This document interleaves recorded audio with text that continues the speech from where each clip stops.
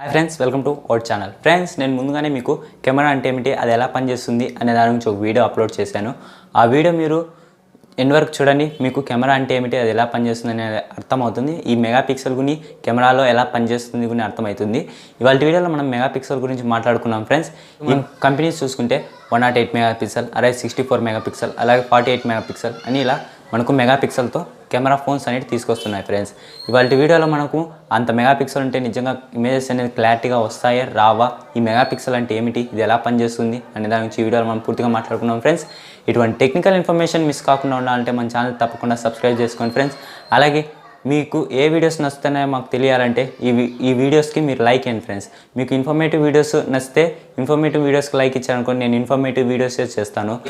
Let's get started.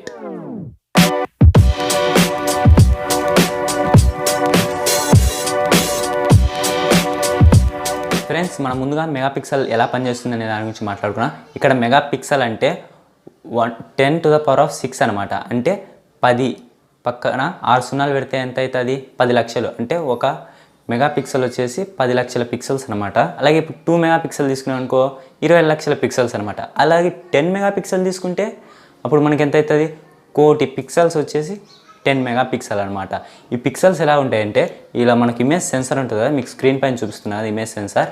ఈ image సెన్సార్లో ఇట్లా horizontal కదా, అలాగే వర్టికల్గా మనకు ఉంటాయన్నమాట పిక్సెల్స్ అనేవి. హారిజాంటల్గా వర్టికల్గా మనకు పిక్సెల్స్ అనేవి ఒకదాని పక్కన 10 lakh పిక్సెల్స్ అనేవి ఉంటాయన్నమాట. అప్పుడు మనకు 1 మెగాపిక్సెల్ సెన్సార్ అవుతుంది. మెగాపిక్సెల్ మనకు వచ్చేసి ఎక్కువ పిక్సెల్స్ ఉన్నాయనుకోండి, మనకు ఇమేజ్ అనేది క్లారిటీ బాగుంటుంది. ఇప్పుడు మీకు ఒక ఇమేజ్ చూపిస్తా. ఇది మనకు తక్కువ పిక్సెల్స్ ఉన్నాయి దీంట్లో. ఇప్పుడు సపోజ్ మీరు 1 మెగాపిక్సెల్ కెమెరా అనుకోండి, ఇప్పుడు మనకి ఇమేజ్ ఇలా ఉంటుంది. ఇప్పుడు నేను 10 మెగాపిక్సెల్ ఇమేజ్ చూపిస్తా. 10 మెగాపిక్సెల్ ఇమేజ్ అయితే ఇమేజ్ ఇలా ఉంటుంది.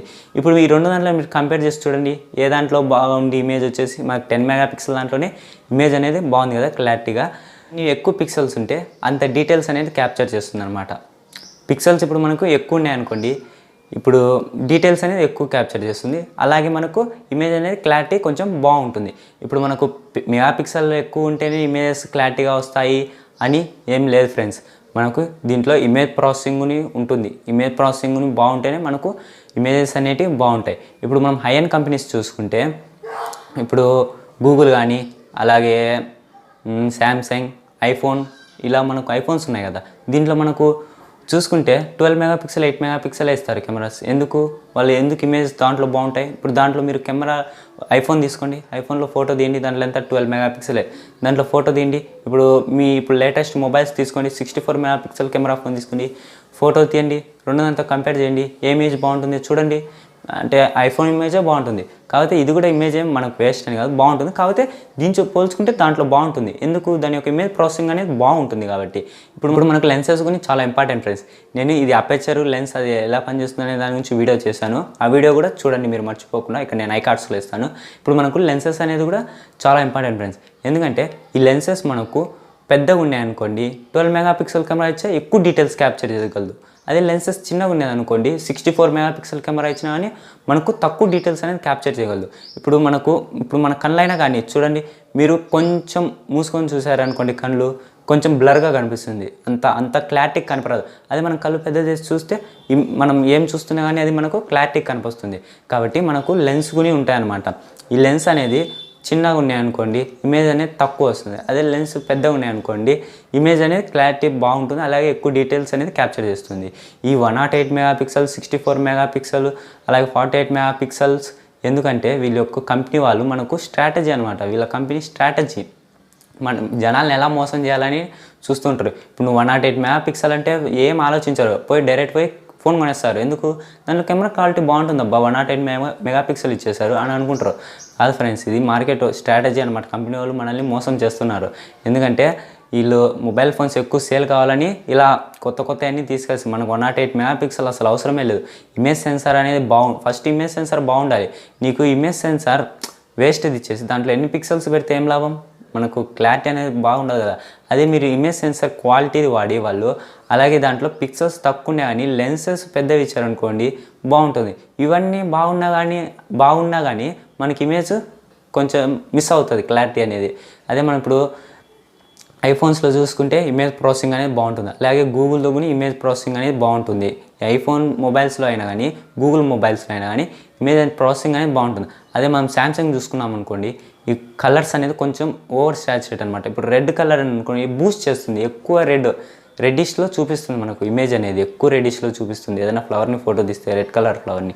అదే మనము ఈ ఎంఐ కానీ అలాగే షామీ, ఇప్పుడు రియల్మీ, ఈ మొబైల్ ఫోన్స్ వచ్చేసి మనకు షార్ప్గా వస్తాయి అన్నమాట, ఇమేజ్ అనేటివి షార్ప్గా వస్తాయి.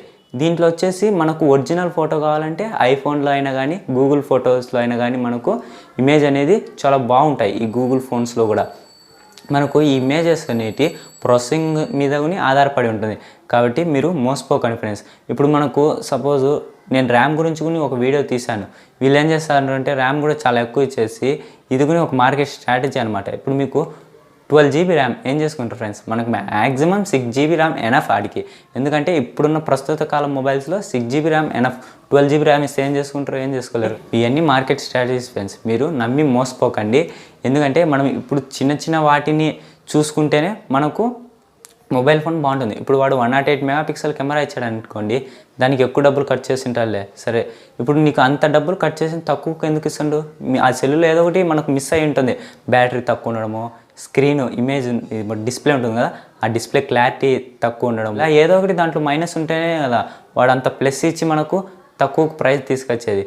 కాబట్టి మీరు మోసపోకోకుండా మీరు మొబైల్ ఫోన్ కొనే ముందు కొన్ని జాగ్రత్తలు తీసుకోండి. మనకు ఇలా ఫేసెస్ అనేవి ఉంటాయి, ఈ ఫేసెస్ అన్ని మనం చెక్ చేసుకోండి. నేను మీకు ఇంకొన్ని వీడియోస్ కొని అప్లోడ్ చేస్తాను మన ఛానల్లో వచ్చేసి ఈ మొబైల్ ఫోన్ గురించి. మీరు ఇవన్నీ వీడియోస్ చూసి మీకు అర్థమైతే ఒక మంచి మొబైల్ ఫోన్ అనేది మీరు సెలెక్ట్ చేసుకోగలరు. ఓకే ఫ్రెండ్స్, ఈ వీడియోని మీరు తప్పకుండా మీ ఫ్యామిలీ మెంబర్స్తో షేర్ చేయండి. ఎందుకంటే మీ ఫ్యామిలీ మెంబర్స్ కూడా కన్ఫ్యూజ్ కాకోకుండా ఉంటారు వాళ్ళు మొబైల్ ఫోన్ కొనే ముందు. అలాగే ఈ వీడియోకి ఒక లైక్ ఇవ్వండి, ఎందుకంటే మాకు కొంచెం మోటివేషన్గా ఉంటుంది ఈ వీడియోస్ తీయడానికి. మీకు మెగాపిక్సెల్ అంటే ఏందో పూర్తిగా అర్థమైంది అనుకుంటున్నాను. మెగాపిక్సెల్ అంటే ఏం లేదు ఫ్రెండ్స్, ఒక ఇమేజ్ సెన్సార్లో పిక్సెల్స్ హారిజాంటల్గా వర్టికల్గా ఉంటాయి, అవి మనకు డీటెయిల్స్ అనేది క్యాప్చర్ చేయగలుగుతాయి. అదే ఫ్రెండ్స్ మెగాపిక్సెల్ అంటే. ఇటువంటి టెక్నికల్ ఇన్ఫర్మేషన్ కోసం మన ఛానల్ సబ్స్క్రైబ్ చేసుకోండి, అలాగే పక్కన ఉన్న బెల్ ఐకాన్ని యాక్టివేట్ చేసుకోండి. ఓకే ఫ్రెండ్స్, జై హింద్.